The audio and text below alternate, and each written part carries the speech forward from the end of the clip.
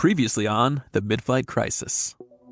Another warm welcome for us. I'm Captain just in case. Are you the rescue team? That's when the odd things started. What kind of odd things? This is obviously the cryovirus. Let's talk about this. He doesn't want to talk. Quick, behind that console. The name's Support. Engineering works at your service. What are those things? I call them Frosties. We're at Aurelia? Miss Port, we'll find you on the surface. Are you okay? We've been attacked by a mad captain and frozen mutants, shot down by our own company, and stranded on an outer rim planet. I'm pretty far from okay right now. Silver lining, the air is breathable. I'm assuming because of the gaping hole in the side of the ship. I've just run diagnostics. The ship is not space-worthy. There's a hole in the ship. Thanks, Captain Obvious. I am trained at the same level as Captain and perfectly capable of flying this ship if it didn't have any holes in it. Shall I engage the super-secret failsafe protocol? I might as well. Starting countdown from 30 seconds. What? No, that's for emergencies only. We need to find Support. Check the ship's tracker. The escape capsule didn't land too far from here. A few hours' journey from the ship. Looks like a desert out there for miles. What is this place? Aurelia, desert planet of the Aurum system. Failed terraforming site for third-wave colonists. Due to precious metal content, this world is one of the richest in the known systems. However, it is also known for ravenous sand dragons and daytime surface temperatures well over 120 degrees Fahrenheit. Do you want to know more about the sand dragons? Not right now. How many people are on world? Not that many. A few here and there. That's not very helpful. It's an answer, just not the one you wanted. Where's the nearest population center? Half-day walk from here.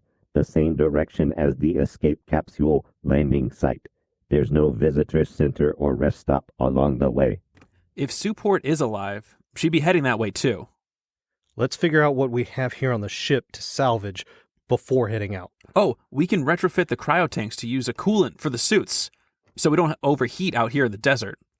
Good idea. Any water around? Well, it's a desert planet. I meant on the ship. Oh, yeah. There's a few bottles of intelligent water. Should last us the walk into town. You had time to pick up water bottles? It was in Support's bag. And a few slices of frozen pizza, too. They've probably thawed out by now. All right. Thoughts on a plan? I believe the pizza was his plan. We'll traverse this blistering desert. Never mind. He actually has a plan. Avoid the ravenous sand dragons. I think you'd be interested to know that sand dragons have acidic blood. Barter for parts to fix the ship in town. Assuming the locals aren't hostile. Locate Support. Find some gold. And I can get that upgrade. Get out alive with or without gold. All right, fix the ship enough for a light skip to the next way station. Assume brand new identities since we've probably got a bounty on our heads. And settle down for a nice brunch somewhere in the Laculan system if we manage to grab some gold in the process. All right. There's a small problem with that plan, though. What's that? The locals. Freeze. Don't move. It was nice knowing you. I like to think we had a good run. Extremely short and violent, but a solid run. It's been an honor maintaining cryopods alongside you. Are you Charles Azimuth and Matthew Agnes? It's pronounced Aonair. Who's asking? We've been dispatched to retrieve you and take you to the city center. By Cryo Corp? We're here on direct orders from the Royal Court. If you'll please come with us. This machine is massive. It's an Edsel airship, fastest of its kind. Only Edsel has the sleek, clean line design that sets it apart from the look-alike airships. You know we're right here. You don't have to use the walkie-talkies. Also, thanks for saving us? We got lucky finding you guys when we did. A few more hours and the midday double sun would have boiled you in your suits. I've seen it happen. Nothing but sandstorms and sand dragons out here. Verifiable hellscape. But it's home. Do you want to know more about the airship? Sure, I guess. Great.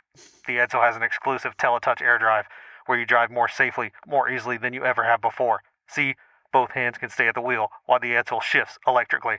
That's pretty cool. But wait, there's more. There's even the new added luxury of air suspension. It's just like riding on air. But this is an airship. Shouldn't we already be riding on air? It's because you are. Echo extraction team reporting. Crew recovered. Returning home. Good work, team. The Empress is pleased. She'll greet you upon arrival. The Empress? Yes, she insisted specifically that we find you.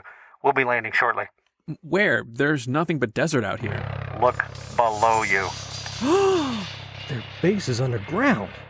That's amazing. The whole kingdom is subterranean. We've been down here for centuries, protected from the heat and radiation. There's an entire city down here. There's rail lines, parks, and franchise coffee shops, all hidden beneath the sands. Strange that this planet was still listed as an early-stage terraforming site. We've kept it that way to dissuade others from venturing to our corner of the cosmos. We went underground, and we found all the precious mineral deposits. We built our kingdom. But our most valuable commodity isn't metal. What is it? It's water. Drinkable water is scarce. It costs a fortune to send water shipments here, so we try to conserve and recycle the water we do have. We'll be landing here. There's dozens of people down there. The welcoming reception, courtesy of the Empress. It is our honor to introduce you... Oh, sorry. You guys are right here.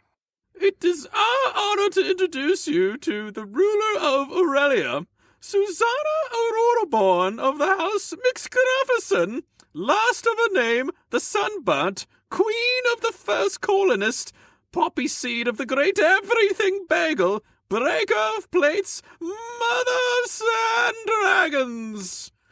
That is all. I did not see that coming. I should have, but I didn't. Hey guys, I'm so glad you're okay. Welcome. I'm sure you have a lot of questions. We definitely do, Your Highness. The ship that shot you down, I believe you said it was your company? It followed you to the surface, but it was intercepted before it could reach you. Can't have my new friends die on my watch. That would not be great hospitality. Why, certainly. Their ship was deserted. More than likely, the crew dared to venture out into the sands. They were carrying something unsettling along with this serendibite. What was it? First, the serendibite. Shall we have a listen? We'll never turn down a good story and great company. They'll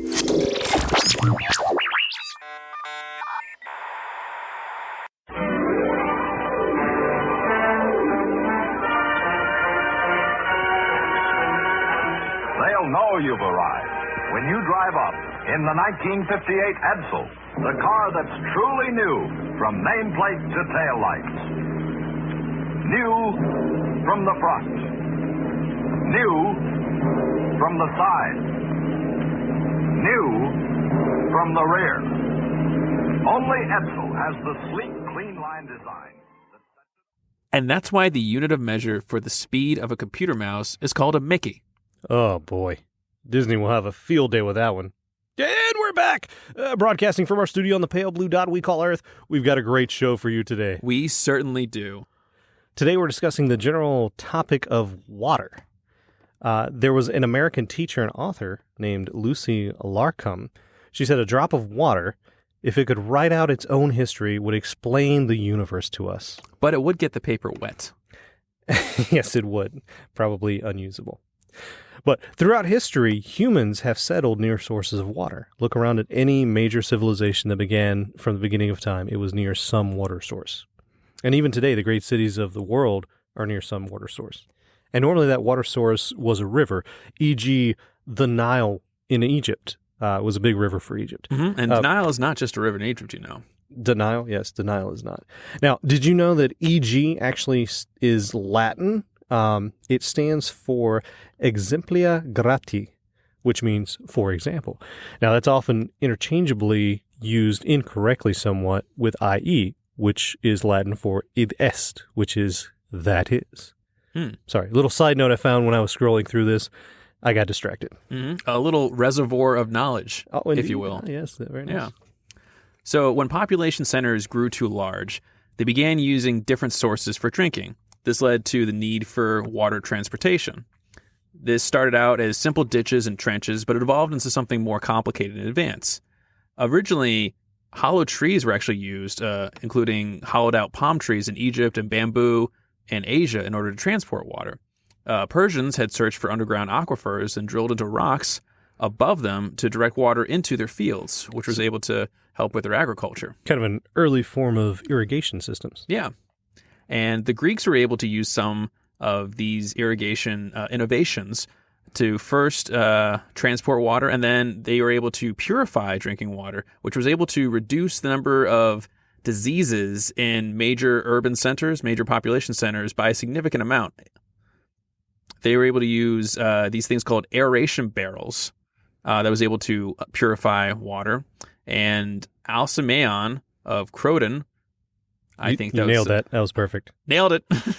Was the first physician to state that clean water may affect human health. So he had some inkling early on that clean water would be better for drinking. It wouldn't spread disease. It'd be good for cleanliness, that kind of thing. Basically 1,000+ years before the advent of discovery of microbes. Yes, yeah. Now the Romans, everybody knows about the aqueducts in Rome. They were these... They look really cool on a postcard. Yeah, and they're still around today. That's amazing. It is pretty crazy. 2,000 years after the civilization, they still have these basically drainage ditches or pathways of water, sewage systems. And, you know, my sewage system backs up all the time. Mm-hmm. And theirs is still apparently working. Yeah. But everybody knows what those are. Those are basically transportation sewer lines to transport water. They could actually transport water tens of miles, which back then, that was a pretty amazing feat. That's pretty significant. They created dams. So I've got a joke for you. Oh, boy. What did the fish say when it swam into a brick wall? We're not going to go there. Well, it didn't say anything. Fish can't talk. Yes. Okay. That was much better than I thought it was going to be. But they did create dams to block up rivers and create lakes near those rivers. They had all kinds of plumbing, indoor plumbing a little bit. It wasn't quite as sophisticated as ours is. I heard that they actually had hot and cold running water. Yeah, they did. They used boilers outside of the house or outside of the steam rooms. Mm-hmm. They had used all kinds of materials, and this was a problem. Concrete, which would have been fine. Rock would have been fine. Bronze, silver, wood. The problem comes in they used lead pipes. Mm. So a lot of crazy Romans out there. Now, the fall of Rome halted the advancement in water treatment and storage technology. Would also decrease the amount of lead poisoning. It's true. Fewer crazy Romans just roaming the countryside. A silver lining. Roaming the countryside. I heard what you said, yeah. This meant the aqueducts were no longer used. During the Middle Ages, people kind of reverted to using wooden plumbing, which just does not last as long as metal or stone plumbing. Wastewater was actually, after the Roman Empire fell, discharged back into the drinking source. It was totally separated during the Roman times. But this obviously was a great vector to spread disease. Mm-hmm. People began drinking water carried from outside the city into the city, it was great because it created a job, but it also created a lot more labor and a lot more time was kind of wasted when those workers could have been doing something more productive.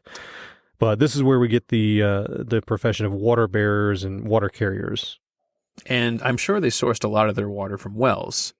Now, Benjamin Franklin had said, "When the well's dry, we know the worth of water." The first filtered drinking water to be supplied to an entire city was in 1804 in Paisley, Scotland. Paisley, isn't that a design? Yes, and you can find that on most people's Pinterest boards nowadays. Yeah, or back in the 70s. That was very big pattern back in the 70s. Mm-hmm. Yeah, floral arrangements were the vogue at that time. Now, John Gibb owned a bleachery, where things get bleached. A bleachery? A bleachery! Bring me a bleachery. Bring out the bleach. On a more serious note, he did use sand filters and sold excess unused and filtered water to citizens of the city. And the bleaching of water became a more common practice since then. At least small amounts of bleach. Not enough in which the taste would be affected, but not too little in which the water wouldn't be purified. Either way, you're going to smell it. Either way, you're probably going to smell it. If you ever tried to put bleach into water in order to purify it, you'd know that it has a weird, funny aftertaste. We would do that when we were camping. We do either like a small amount of bleach or iodine tablets. Oh, yeah, the purifying things. Yeah. Yeah. Because boiling water would just take too much time. You know Nobody wanted to do that. You know what I did with bleach accidentally one time? What? We had this stainless steel tabletop in our Savannah house. Yeah. And I was trying to clean it with Clorox spray, which, bleach. Mm-hmm. And it wasn't quite shiny. It had kind of a luster on it, but I wanted it to be kind of shiny. So I sprayed it with Windex next. So you know what's in Windex? Ammonia. You mix that with bleach, you know what you get?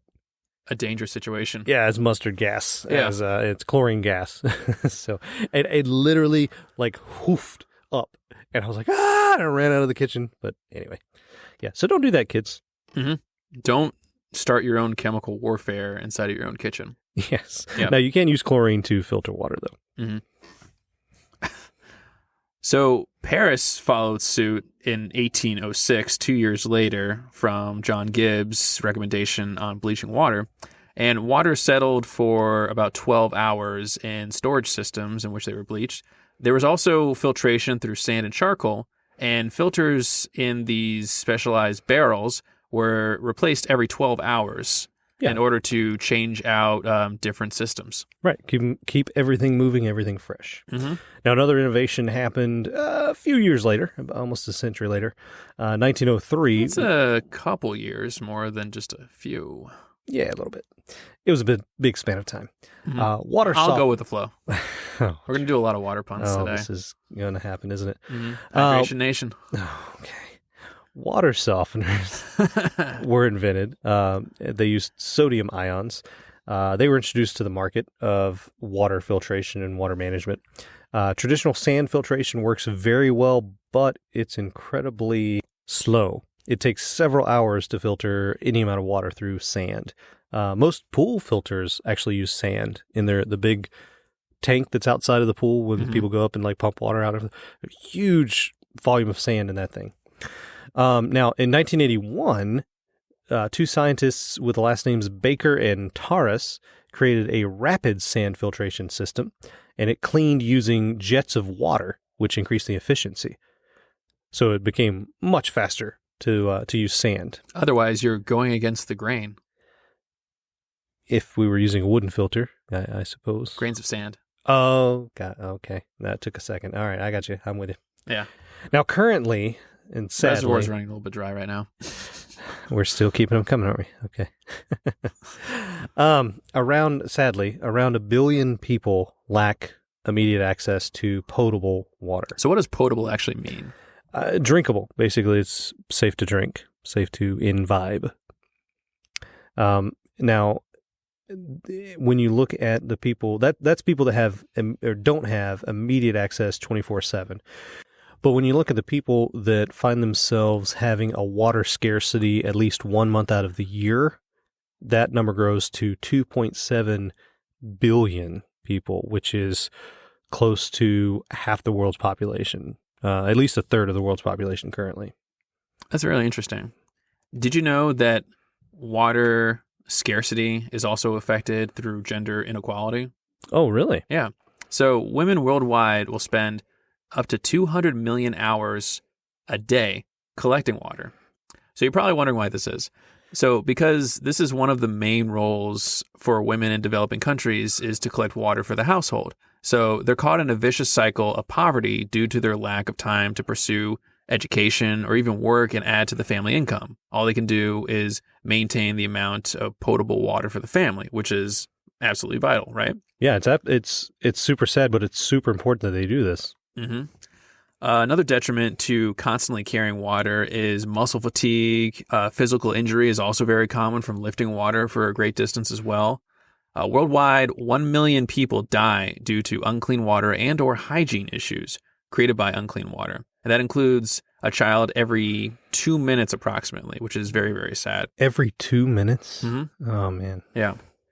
They often help mothers carry water because there's only so much water you can carry yourself.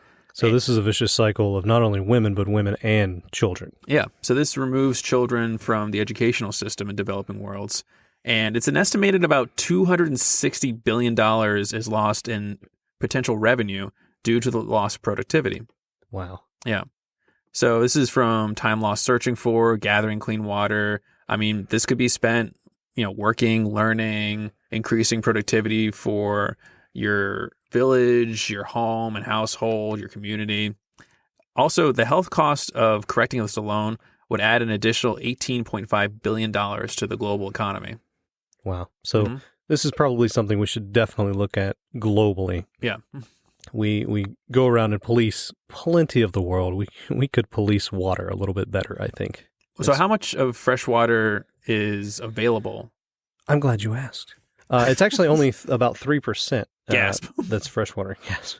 2/3 of that, 3%. So you're down to 1% is accessible because 2/3 of 3% is inaccessible.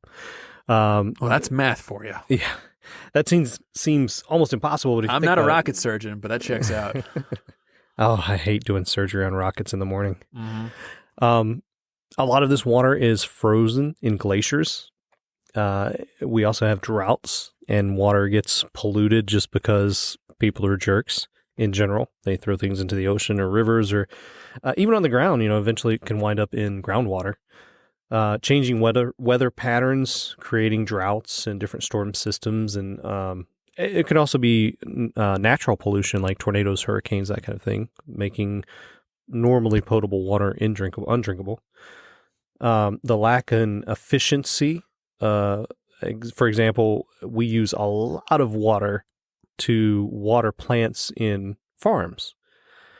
And it's not very efficient. A lot of it just runs off because it either gets oversaturated or the ground is too dry when the irrigation starts and the water runs off to another area that's not necessarily intended to be watered.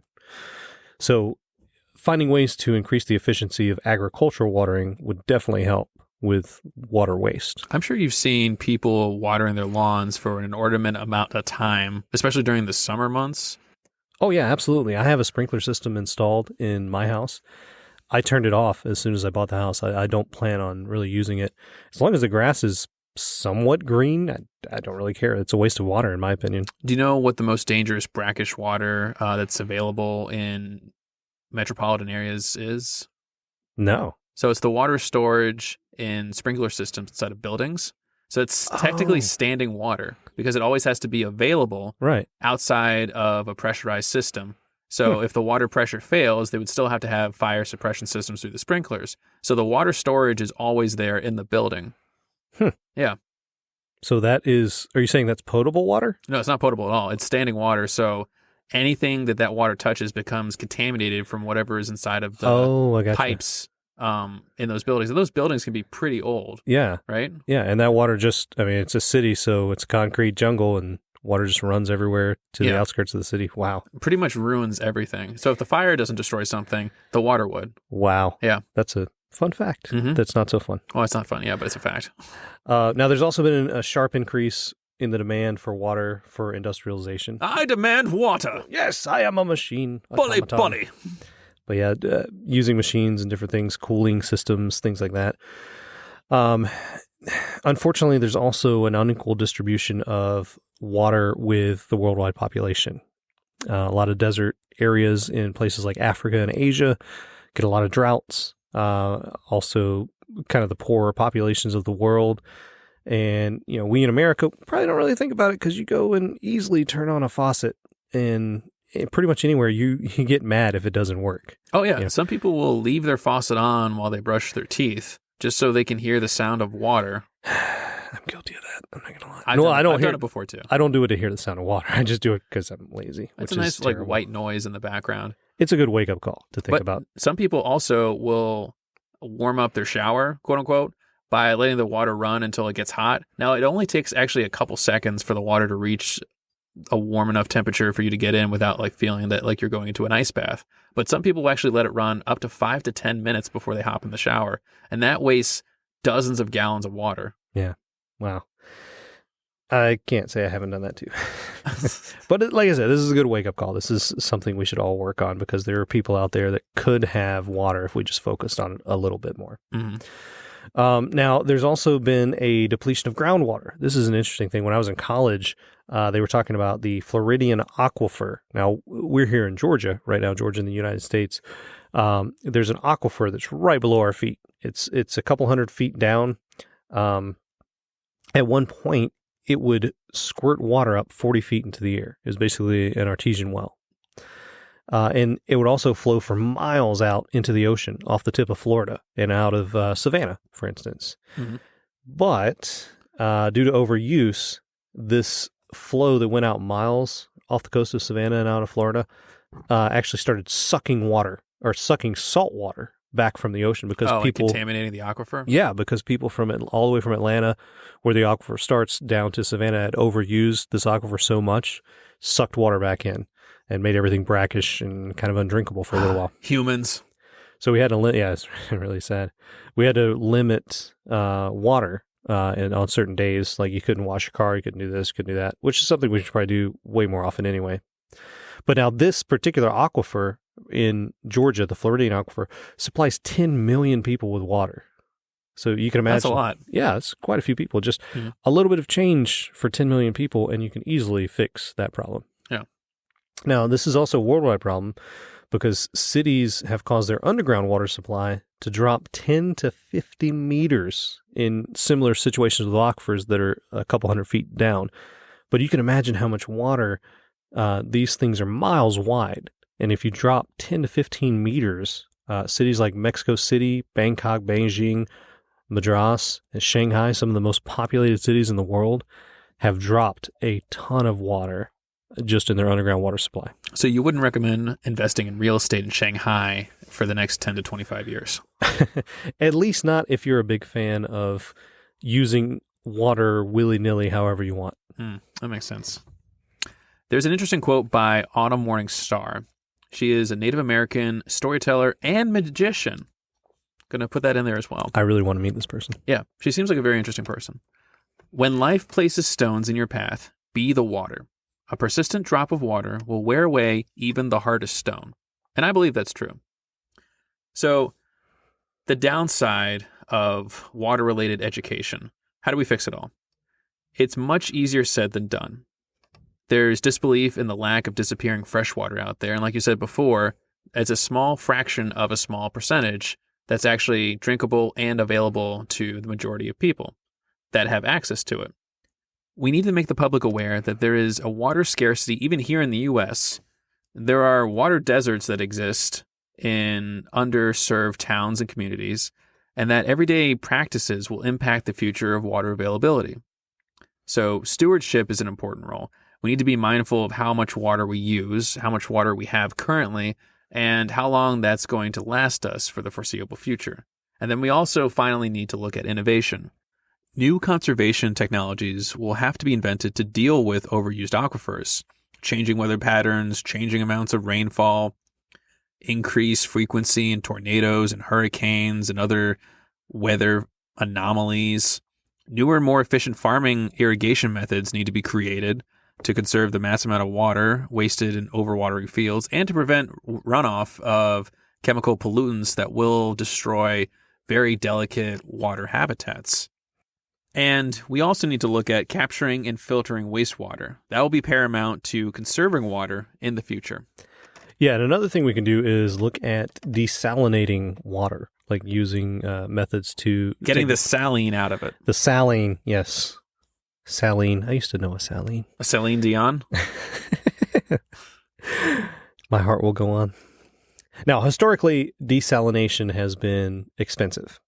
However, in the Middle East, they're already using this technique due to their vast energy reserves, all the oil they have, and the basically overabundance of power that they can use. Well, they also have a lot of sunlight.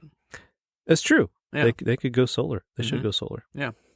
Harvesting rainfall could also be an effective way to store massive amounts of pretty clean water. Now, depending on which part of the country you're in, if you're in a heavily populated area that uses a lot of cars or public transportation, you may not want to drink that water. But if you live out kind of in the country, it's a possibility. Have you ever heard of something called a fog net?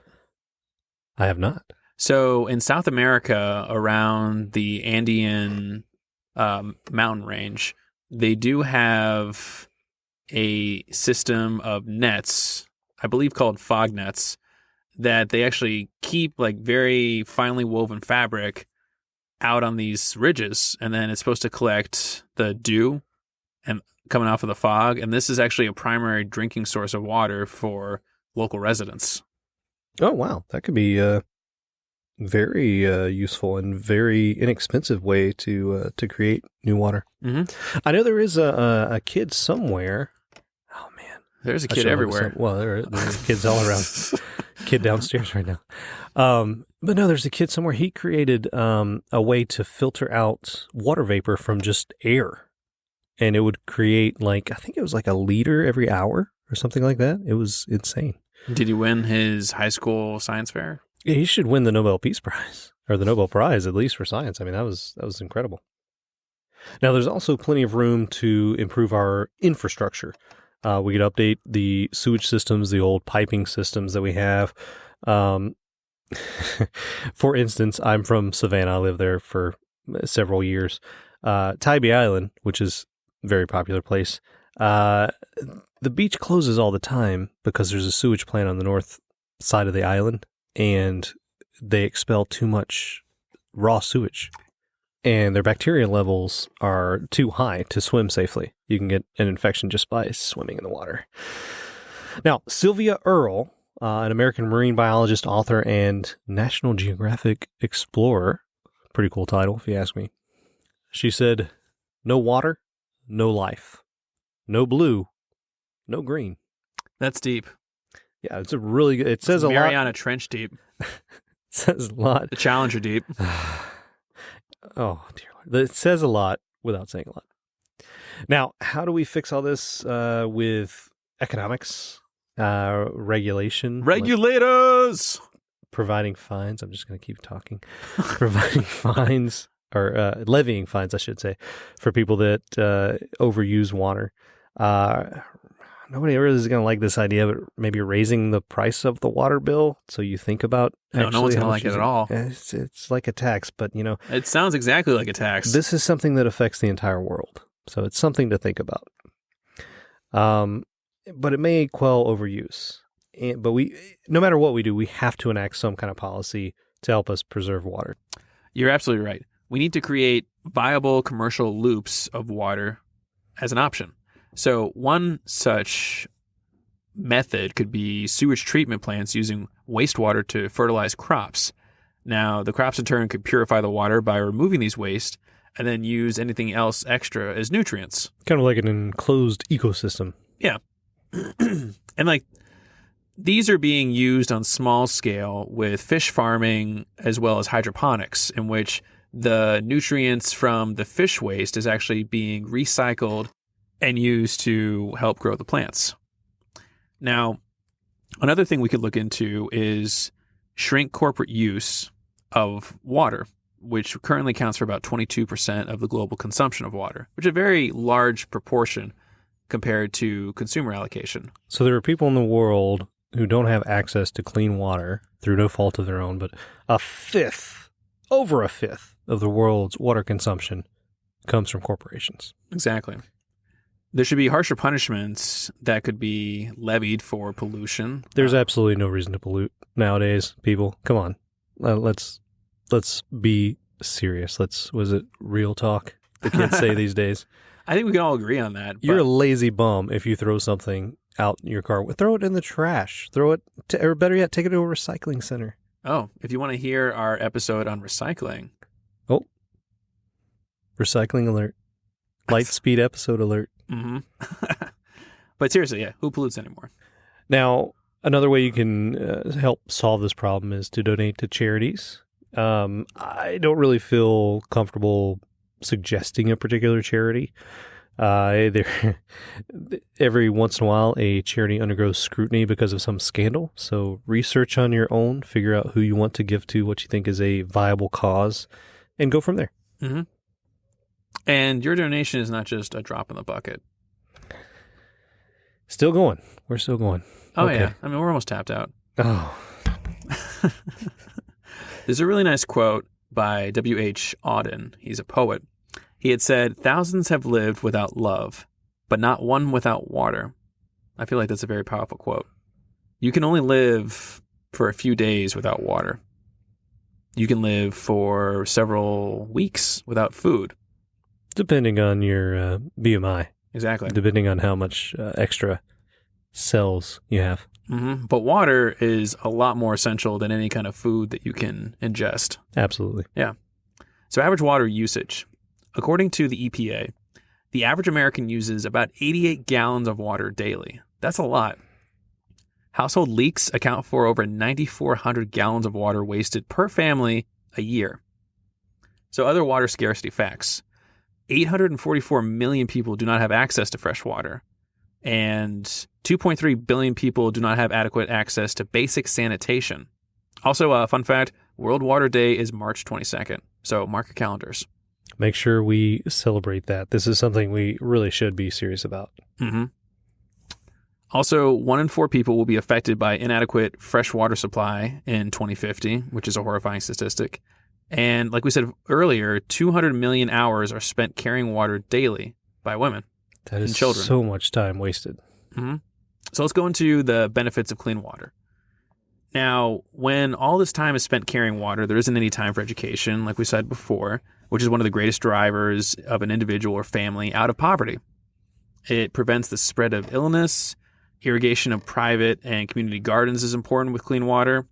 There's a decrease in gender inequality because women will typically travel to get water, like we said before.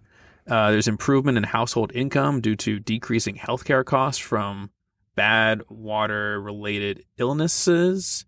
There's an improvement in household income due to decreasing healthcare costs and decrease in infant mortality.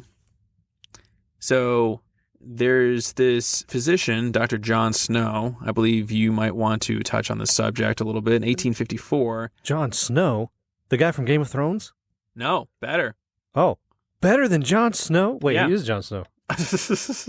This John Snow had linked cholera to unsanitary water supply conditions in London, and he's also credited as the founder of anesthesiology as a medical field. Gasp. Indeed. You're probably wondering now about how water is bottled, and then also... A logical leap from Jon Snow, the father of anesthesia. I couldn't segue out of that very well. It was a bottle of ether. That's a bottle of ether, bottle of water. Okay, yeah. So let's just go back, and we'll just say bottle of ether, bottle of water. Are we all up to speed? I'll edit it in post. Yeah, we'll fix it in post. The most expensive bottle of water. Notable mentions include Felico from Japan at $200 per 750 mils, and Kona Nagari water from Hawaii at $400 per 750 mils. Who would pay hundreds of dollars for a bottle of water? Oh, it gets worse. This is like 750 milliliters is like a 20-ounce bottle, right? It's not a lot. Yeah, it's a small, relatively small bottle of water. It's not like a big jug of water. Mm-hmm. Do you want to know what the most expensive, ridiculous bottle of water is? I'm kind of scared to ask. It's called Agua de Cristallo, and it goes for about $60,000 for 750 mils. What? Yeah. And it's just spring water from Fiji in France. That's it. It's in a 24-karat gold bottle. Well, it's in a gold bottle. It's in a gold bottle, but... Is it solid gold? No, there's water in it.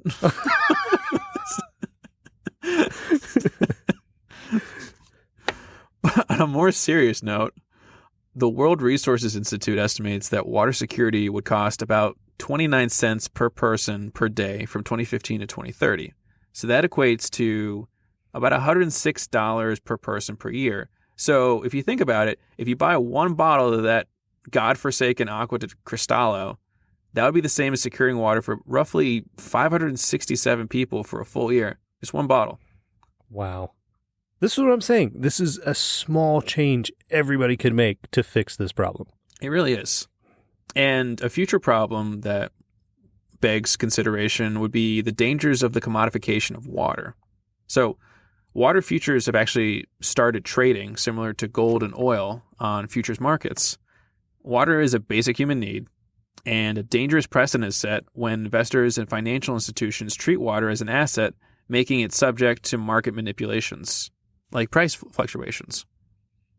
And to finish out our discussion, I'd like to quote Dr. Albert Svent Yorkie. Sorry if I mispronounced that. He was the person who discovered vitamin C. He said, "Water is life's matter and matrix, mother and medium. There is no life without water."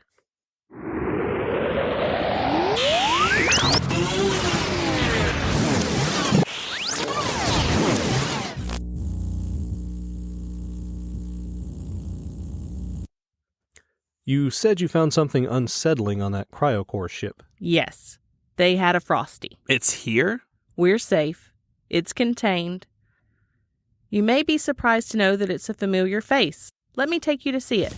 You didn't mention you're an empress of an entire planet. It never came up in conversation, and I hate talking about myself. What were you even doing on the escapade?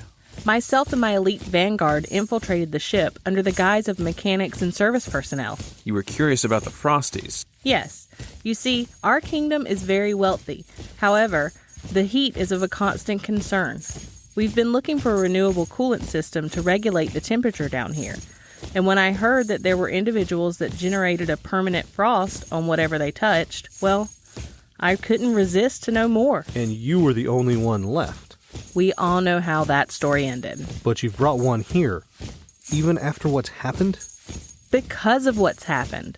If we can control this Frosty, we can cool our kingdom. It'll take some engineering, but I'm up for the challenge. You're welcome to stay here as my guest while we fix your ship. We're very appreciative. Also, we're really hungry. All we packed were your thawed-out frozen pizzas. You still have those? I'm sure we can figure out a trade. You said that Frosty was familiar. You don't mean... I do. Gentlemen, allow me to reintroduce you to Justin Case, former captain of the Escapade and current man-eating popsicle. Don't be afraid. He's well contained in this vessel.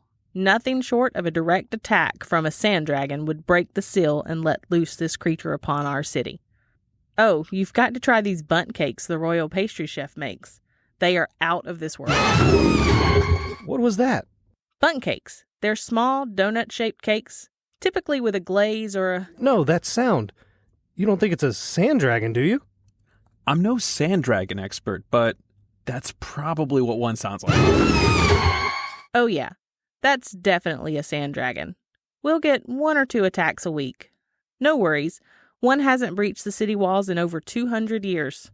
Oh, well, that's a relief. I'm throwing a masquerade tonight, dedicated to your bravery and heroism in face of certain death. We're not heroes. I already put it on the cake, and it would take forever to make another one. Tonight, we party. Our brave heroes have survived the scorched sands of Aurelia, only to find themselves face to face with an icy foe. Will they uncover the secrets of the Frosties? What about these sand dragons everyone keeps talking about? Will our heroes go back to work after their near-death experience from the company? And is Aaron going to get that emotional interface upgrade?